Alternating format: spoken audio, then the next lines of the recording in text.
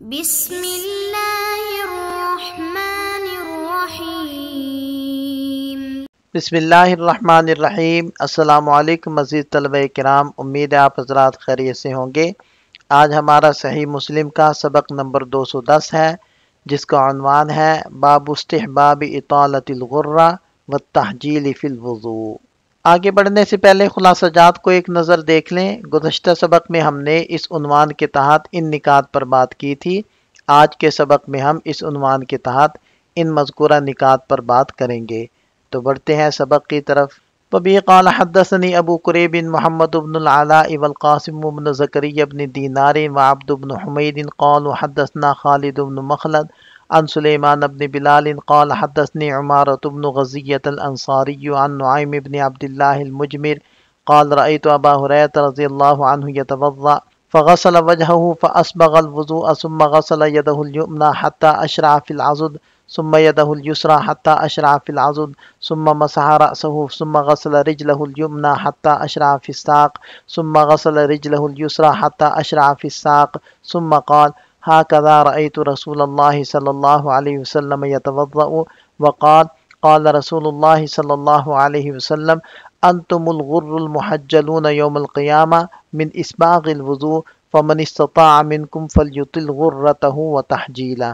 حضرت نعیم بن عبداللہ سے روایت ہے کہ میں نے حضرت ابو ہریرہ رضی اللہ عنہ کو وضو فرماتے ہوئے دیکھا، لہذا جب انہوں نے اپنا چہرہ دھویا تو پورا دھویا، اس کے بعد انہوں نے اپنا دایاں ہاتھ دھویا یہاں تک کہ بازوؤں کا ایک حصہ دھو ڈالا، پھر بایاں ہاتھ بھی بازوؤں تک دھویا، پھر اپنے سر کا مسح کیا، اس کے بعد دایاں پاؤں پنڈلی تک دھویا، پھر بایاں پاؤں پنڈلی تک دھویا، پھر فرمایا میں نے اسی طرح نبی پاک صلی اللہ علیہ وسلم کو وضو کرتے ہوئے دیکھا ہے، اور فرمایا کہ نبی پاک صلی اللہ علیہ وسلم کا ارشاد ہے پورا اور کامل وضو کرنے کی وجہ سے بروز محشر تم لوگ اس حالت میں اٹھائے جاؤ گے کہ روشن پیشانی اور روشن ہاتھ پاؤں والے ہوگے، لہذا تم میں سے جو استطاعت رکھتا ہو وہ اپنی پیشانی اور ہاتھ پاؤں کی نورانیت کو لمبا اور زیادہ کرے۔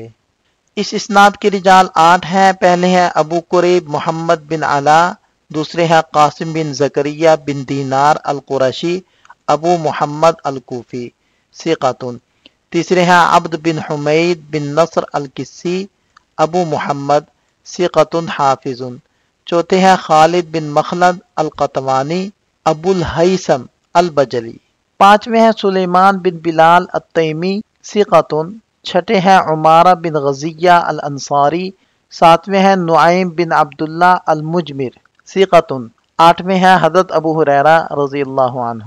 یہاں اس اسناد کے لطائف کو ذکر کیا جا رہا ہے۔ پہلا نقطہ یہ ہے کہ امام مسلم رحمۃ اللہ علیہ کی سداسیات میں سے ہے، اور اس میں سلیمان سے مدنی راویوں کا تسلسل ہے، اور اس میں امام مسلم رحمۃ اللہ علیہ کے شیخ محمد بن علا کا تذکرہ ہے، جو ان 6 مشائخ میں سے ایک ہیں جن سے امام مسلم رحمۃ اللہ علیہ بغیر واسطے کی روایت کرتے ہیں، اور اس میں ایک راوی ہیں نعیم بن عبداللہ المجمر۔ یہاں لفظ مجمر یا مجمر اس کی وضاحت کی گئی ہے کہ یہ مسجد کو دھونی دیا کرتے تھے، اس لیے ان کو مجمر یا مجمر کہا جاتا ہے، اور اس میں صحابی راوی حضرت ابو ہریرہ رضی اللہ عنہ ہیں، جو مکثرین 7 کے رئیس ہیں، جنہوں نے 5374 احادیث روایت کی ہیں۔ حتیٰ اشراف العضد، اس کا مطلب یہ ہے کہ ہاتھوں کو کوہنیوں تک دھونے کے بعد اس دھونے میں کوہنیوں کے اوپر والے حصے کو بھی اطالت غرہ کی غرض سے دھو لیا۔ اسی طرح کا عمل پاؤں کے دھونے کے بعد ٹانگوں میں کیا۔ انتم الغر المحجلون، یعنی تم قیامت کے دن روشن چہروں اور چمکتے ہاتھ پاؤں والے ہوگے۔ اہل لغت کے مطابق غرہ اس سفید حصے کو کہتے ہیں جو گھوڑے کی پیشانی پر ہوتا ہے، اور تحجیل اس سفیدی کو کہتے ہیں جو گھوڑے کے ہاتھوں اور پاؤں پر ہوتی ہے۔ علماء نے فرمایا ہے کہ قیامت کے دن وضو کی جگہوں پر جو نور ظاہر ہوگا اسے غرہ اور تحجیل کہا گیا ہے، گھوڑے کی سفیدی سے تشبیہ دیتے ہوئے۔ من اسباغ الوضو، یعنی وضو کو مکمل طور پر بجا لانا۔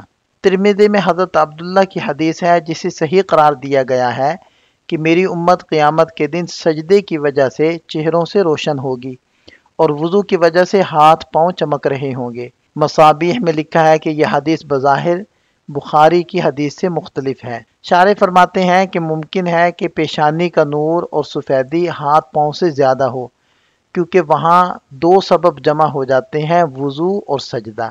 فمن استطاع منکم، یعنی جو تم میں سے استطاعت رکھے۔ حافظ ابن حجر رحمہ اللہ فرماتے ہیں کہ بظاہر یہ حدیث کا حصہ معلوم ہوتا ہے، لیکن امام احمد نے اسے فلیح کے واسطے سے نعیم سے روایت کیا ہے، اور آخر میں نعیم کہتے ہیں مجھے معلوم نہیں کہ فمن استطاع نبی پاک صلی اللہ علیہ وسلم کا ارشاد ہے یا حضرت ابو ہریرہ رضی اللہ عنہ کا ارشاد ہے۔ یہ جملہ ان 10 صحابہ کی روایت میں نہیں آیا جنہوں نے یہ حدیث بیان کی ہے، اور نہ ہی حضرت ابو ہریرہ رضی اللہ عنہ سے روایت کرنے والوں میں کسی نے اسے ذکر کیا ہے سوائے نعیم کی روایت کے۔ فَلْيُطِلْ غُرَّتَهُ وَتَحْجِيلًا، غرہ کو لمبا کرنے کا مطلب یہ ہے کہ وضو کرتے وقت چہرے کے اس حصے سے کچھ آگے تک دھونا، یعنی پیشانی کے اگلے حصے اور چہرے سے باہر کا کچھ حصہ بھی دھونا، تاکہ پورے چہرے کی خوبصورتی اور کمال حاصل ہو۔ کتاب الحلیہ میں آیا ہے کہ تحجیل یعنی ہاتھوں اور پاؤں کی چمک وضو کی وجہ سے ہوتی ہے۔ اس میں حد مقرر ہے یا نہیں، فقہائے حنفیہ نے اس بارے میں کوئی واضح بات نہیں لکھی۔ امام نووی رحمہ اللہ نے شافعیہ کے 3 اقوال ذکر کیے ہیں۔ کوہنی اور ٹخنے سے آگے دھونا مستحب ہے، لیکن اس کی کوئی حد مقرر نہیں۔ بازو اور پنڈلی کے آدھے حصے تک دھونا مستحب ہے، کندھوں اور گھٹنوں تک دھونا مستحب ہے۔ امام نووی رحمہ اللہ فرماتے ہیں احادیث ان تینوں اقوال کی تائید کرتی ہیں۔ حافظ ابن حجر رحمہ اللہ نے فتح الباری میں ذکر کیا ہے کہ ابن بطال اور مالکی فقہا کی ایک جماعت کا کہنا ہے کہ کوہنی اور ٹخنے سے آگے دھونا مستحب نہیں، کیونکہ حدیث میں آیا ہے کہ جس نے اس سے زیادہ یا کم کیا اس نے برا کیا اور ظلم کیا۔ لیکن ان کا یہ اعتراض کئی پہلوؤں سے قابل غور ہے، کیونکہ صحیح مسلم کی روایت وضو میں اضافے کے استحباب کو واضح طور پر بیان کرتی ہے، اس لیے محض احتمال کی بنیاد پر اس روایت کا انکار نہیں کیا جا سکتا۔ اور جہاں تک ان لوگوں کا یہ دعویٰ ہے کہ تمام علماء حضرت ابو ہریرہ رضی اللہ عنہ کے موقف کے خلاف متفق ہیں، تو یہ دعویٰ حضرت ابن عمر رضی اللہ عنہما کی روایت کی روشنی میں رد کیا جا سکتا ہے، کیونکہ انہوں نے بھی اس عمل کو پسند کیا ہے۔ اسی طرح کئی سلف صالحین اور اکثر شافعی اور حنفی فقہا نے بھی اس عمل کو مستحب قرار دیا ہے۔ جہاں تک حضرت ابو ہریرہ رضی اللہ عنہ کی یہ حدیث ہے جو ہمارے سبق کا حصہ ہے، جس میں انہوں نے نبی پاک صلی اللہ علیہ وسلم کی وضو کی کیفیت بیان کرتے ہوئے کہا کہ آپ علیہ السلام نے ہاتھوں کو دھویا یہاں تک کہ بازوؤں کو بھی دھونے میں شامل کیا، اور پاؤں کو دھویا یہاں تک کہ پنڈلیوں کو بھی داخل کر لیا، تو یہ حدیث صرف اس بات پر دلالت کرتی ہے کہ کوہنیاں اور ٹخنے وضو میں شامل ہیں۔ یہ حدیث وضو میں غرہ کی زیادتی یا حد سے زیادہ ہونے پر دلالت نہیں کرتی۔ اس کی وجہ یہ ہے کہ عام طور پر کوہنیوں اور ٹخنوں کو دھونے کے لیے بازو اور پنڈلی کا کچھ حصہ بھی دھونا پڑتا ہے، لہذا حدیث میں جو اشراع یعنی آگے بڑھنا اس کو ذکر کیا گیا ہے وہ اس لیے نہیں کہ وضو میں حد سے زیادہ دھونا مطلوب ہے، بلکہ اس لیے کہ جو چیز اللہ تعالیٰ نے فرض کی ہے وہ شک و شبہ سے پاک طریقے سے مکمل طور پر دھل جائے۔ فتح الملہم کے مصنف فرماتے ہیں کہ شریعت نے جو حدود مقرر کی ہیں، جیسے کہ وضو میں کوہنیاں اور ٹخنے، ان سے آگے بڑھنا محض اجتہاد کی بنیاد پر اگر معمول بن جائے تو یہ دین میں غلو اور غیر ضروری باریکیوں میں پڑنے کا دروازہ کھول سکتا ہے، اور اس سے فرض اور غیر فرض کے درمیان فرق بھی مٹ سکتا ہے۔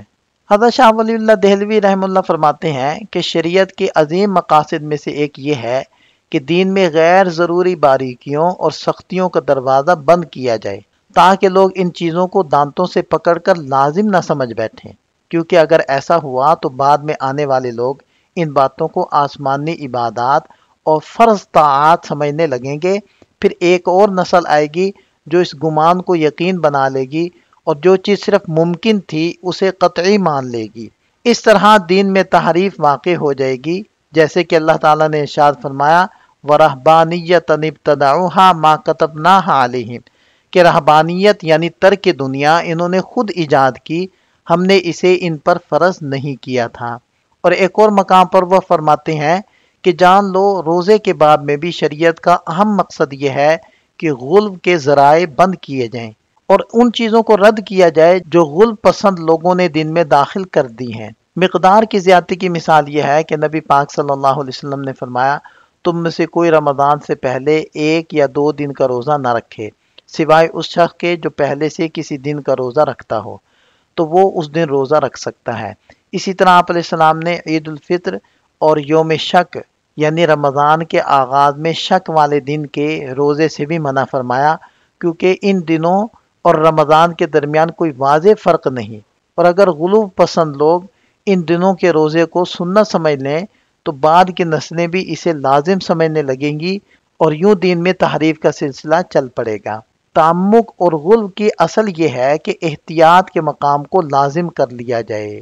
اس پوری علمی بحث کا خلاصہ یہ ہے کہ وضو میں کہنی اور ٹخنے سے آگے دھونا بعض صحابہ کرام جیسے حضرت ابو ہریرہ اور حضرت ابن عمر رضی اللہ عنہما سے منقول ہے، اور بعض فقہاء نے اسے مستحب بھی قرار دیا ہے، لیکن نبی پاک صلی اللہ علیہ وسلم کا معمول اس سے مختلف تھا اور آپ نے وضو میں مقررہ حدود سے تجاوز نہیں کیا۔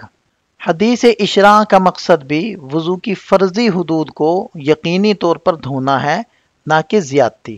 شریعت کا اہم مقصد تعمق، غلو اور غیر ضروری سختی سے بچانا ہے تاکہ دین میں تحریف نہ ہو اور فرض و نفل میں فرق باقی رہے۔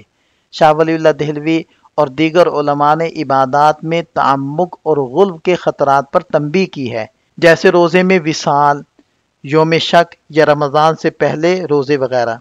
نبی پاک صلی اللہ علیہ وسلم بعض اوقات اپنے لیے وہ عمل کرتے تھے جس کا حکم امت کو نہیں دیتے تھے، کیونکہ امت میں غلو کا خطرہ موجود ہے۔ اسی اصول کے تحت حضرت ابو ہریرہ رضی اللہ عنہ نے وضو میں زیادتی کو عوام کے سامنے کرنے سے گریز کیا، اور قاضی ایاز رحمہ اللہ نے بھی اس پر زور دیا ہے کہ اہل اقتداء کو عوام کے سامنے غیر معمولی عمل نہیں کرنا چاہیے۔ حضرت ابن عمر رضی اللہ عنہما کا گرمی میں بغل تک دھونا غالباً ٹھنڈک کے لیے تھا، نہ کہ غرہ کی زیادتی کے استحباب کے تحت۔ اس سب سے واضح ہوتا ہے کہ شریعت نے عبادات میں اعتدال، وضاحت اور تعمق سے اجتناب کو بنیادی اصول بنایا ہے۔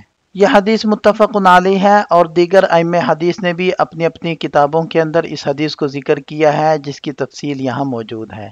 یہاں اس حدیث کے فوائد کو ذکر کیا جا رہا ہے۔ ان میں سے ایک فائدہ یہ ہے کہ وضو میں چہرے اور ہاتھوں پاؤں کی چمک، اس کو بڑھانا مستحب ہے، اگرچہ اس میں علماء کا اختلاف ہے، جس کو ہم نے تفصیل سے ذکر کر دیا ہے۔ دوسرا فائدہ یہ ہے کہ وضو کی پابندی، اس کی سنتوں کی رعایت اور مکمل طریقے سے وضو کرنا مستحب ہے۔ تیسرا فائدہ یہ ہے کہ وضو کی فضیلت ظاہر ہوتی ہے، کیونکہ غرہ اور تحجیل کے ذریعے جو فضیلت حاصل ہوتی ہے وہ واجب سے زائد عمل کی برکت ہے، تو خود واجب عمل کی فضیلت کا کیا کہنا۔ اس بارے میں صحیح اور صریح احادیث موجود ہیں، جنہیں امام مسلم رحمۃ اللہ علیہ اور دیگر محدثین نے روایت کیا ہے، اور ان میں سے بیشتر کا تذکرہ پہلے ہو چکا ہے۔ چوتھا فائدہ یہ ہے کہ قیامت کے دن وضو کرنے والے کے لیے اللہ تعالیٰ کی طرف سے جو عزت اور انعام رکھا گیا ہے وہ اس حدیث سے ظاہر ہوتا ہے۔ پانچواں فائدہ یہ ہے کہ پاؤں میں وضو کے وقت فرض عمل دھونا ہے، نہ کہ مسح کرنا۔ چھٹا فائدہ یہ ہے کہ مسجد کی چھت پر وضو کرنا جائز ہے، جیسا کہ امام بخاری رحمہ اللہ کی روایت میں نعیم راوی کہتے ہیں کہ میں حضرت ابو ہریرہ رضی اللہ عنہ کے ساتھ مسجد کی چھت پر چڑھا تو انہوں نے وہاں وضو کیا۔ البتہ یہ اس وقت جائز ہے جب اس سے مسجد یا نمازیوں کو کوئی تکلیف نہ ہو، ورنہ پھر درست نہیں ہوگا، کیونکہ آپ علیہ السلام نے فرمایا نہ خود کو نقصان پہنچاؤ نہ دوسروں کو نقصان پہنچاؤ۔ یہاں ہمارا سبق مکمل ہو جاتا ہے۔ ایک نظر خلاصے کو دیکھ لیں۔ سبق سے متعلق فوائد اور سوالات کو ہم اگلے سبق کا حصہ بناتے ہیں۔ ملتے ہیں نئے سبق کے ساتھ۔ اللہ تعالیٰ ہم سب کا حامی و ناصر ہو۔ دعاؤں میں یاد رکھیے گا۔ السلام علیکم۔